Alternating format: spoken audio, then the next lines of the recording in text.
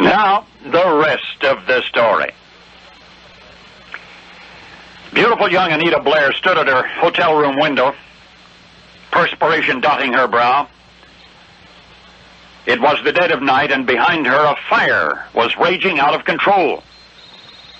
In front of her, it's 11 stories, straight down. And between Anita and certain death was a narrow iron stair, a fire escape. But could she, fearing high places as she did, could she possibly step out onto that lifeline of mostly air and descend to safety?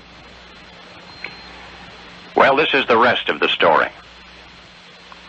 Modern engineering has suffered two great embarrassments. The night the unsinkable Titanic sank, and the night 34 years later when Chicago's fireproof LaSalle Hotel caught fire. The blaze broke out in the small hours when the only guests awake were on the ground floor in the Silver Lounge. The panic that ensued was the stuff nightmares are made of.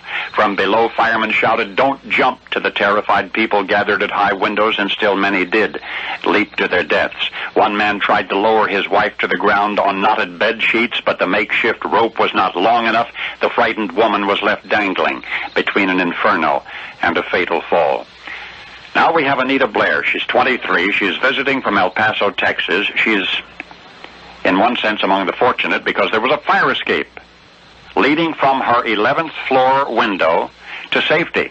But on the other hand, she could never summon the courage to climb out that window, even if her life depended on it.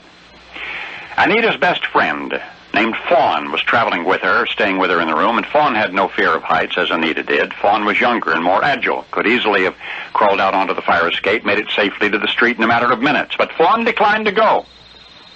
Fawn refused to save herself unless she could also save Anita. So, Fawn climbed out and stood there on what seemed like a thread suspended in midair, looked back at her friend, and Fawn refused to budge. She would wait for Anita as long as necessary. Inside the room now, smoke is pouring in from under the door.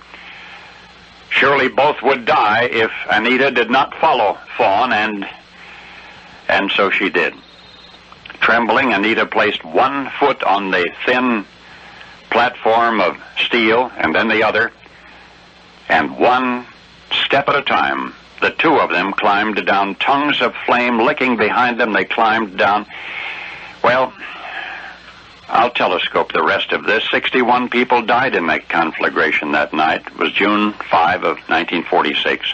61 died, more than 200 were injured. It was the worst hotel fire in our nation's history, a hotel which had boasted itself fireproof. And yet of all of the stories surrounding the historic tragedy, there is one I'll always remember of young Anita Blair and her friend Fawn, and a remarkable rescue.